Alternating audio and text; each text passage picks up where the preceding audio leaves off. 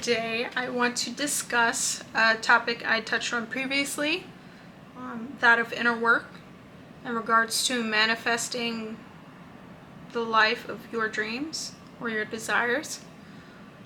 And I'm back here today to talk about something I spoke on previously, which is the act of deconstructing certain aspects of your life from the past to understand your limiting beliefs, to understand the patterns of your behaviors. Because a lot of what we do is subconscious. Learning how to ride a bike, learning how to write, learning how to read, those things were taught to us. And it's the same as far as belief systems. Limiting beliefs are taught to us. And though it's not your fault, it is your responsibility if you want to step into a lifestyle that you feel is authentic to you. This is about extreme ownership. This is about owning who you are, what you've been through, what you want, what you feel like you're deserving of. Because this is your life. No one else is living it for you. No one else can do the work for you. I can't do it for you. Your mom, your brother, your husband, your wife can't do it for you. You have to be the one to do the work. And I can understand if you feel scared. When I started my journey, I felt very anxious, full of fear, full of doubt, and in many ways it still shows up. However, like I said previously, it is a lifestyle I am committed to really showing up in, because I want better for myself. I want a good quality of life. I want an authentic experience while I'm here on this plane. And I think way too many of us doubt our natural innate gifts, wants, and desires because we're not clear, because we have so many limiting beliefs. I decided to invest in myself by going to therapy, by doing inner work,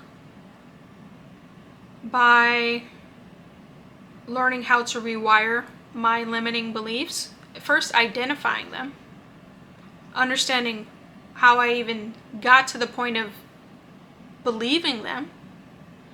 And like I said previously, in some ways, it was painful to have to acknowledge certain things. But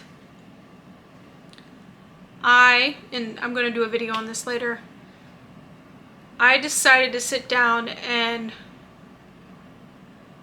figure out what my personal values were and how I wanted to show up in life. And one of them was, it's a top one too, it's like my core ethos, is being courageous. That means that showing up in spite of the fear. The idea of feeling the fear and doing it anyway. Because it's better to know than not. It's better to have tried than not at all. I can keep going. What is that saying? You miss 100% of the shots you don't take. And that is so true. It's so applicable. And I know it's cliche. And a lot of the things that are said in life like a lot of advice can sound cliche, but it is what it is. Let's not complicate it. Let's be nonsensical. And so I sit here and I encourage you to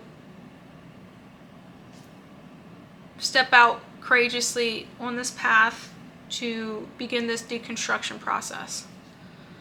And once you do that, I think you can sit there clearly and develop a list of your desires.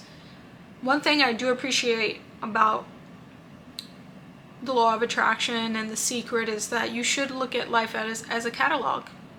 It is of your choosing, especially with the world that we live in today, especially as we become more globalized.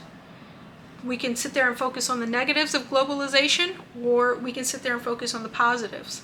And I believe that never before in the history of human history, never before have we been able to travel as far, as wide, as fast, as comfortable, as we are able today in the year 2022. Never before have we been able to have access to so much information to really make some beautiful decisions about the quality of lifestyle that we want. Never before. And so why not? Just literally, instead of thinking what if, I think a better question is why not?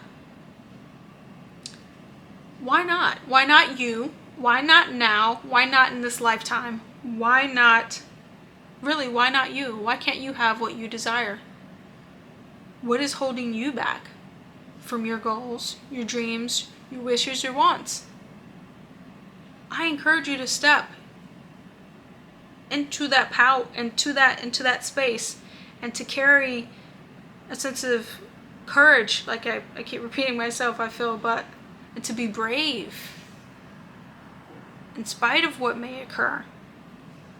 Because at least you'll know.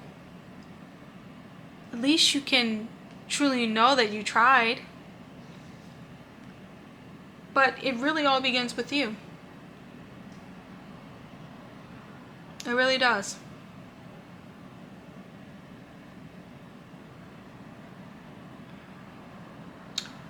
So there is a process to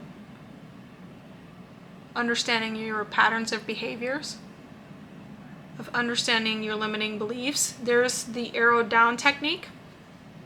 It's a little uncomfortable at first, but it's essentially bringing awareness to your negative thoughts, and from an objective standpoint, asking yourself, hey, what is it about that makes me feel like this? It's taking a moment to take an extra step and become more inquisitive and asking yourself, hey, why did I get upset about that? Why am I overthinking my desire? Why do I feel like I'm not capable when I've put in the work? Or why do I think I'm not capable and I procrastinate? Sometimes we think so much about things. Sometimes the anxiety and the fear gets in the way. And so what this process does is allows you to see in real time how you think, how you show up. So that's the encouragement. If you don't know the arrow down technique, I could talk about it in another video, or you could Google it or research it to get a clear format on how it's done. It's a form of CBT, cognitive behavioral therapy, to help people gain clarity. And so I encourage you. And I heavily believe that a lot of manifesting your desires is primarily psychological. It's the metaphor of the chair tied to the horse. The chair tied to the horse. It's the metaphor of the horse tied to the chair. The horse is stronger than the chair. The horse could walk off, but he or she has been conditioned to sit there and take that, never knowing that they could be free.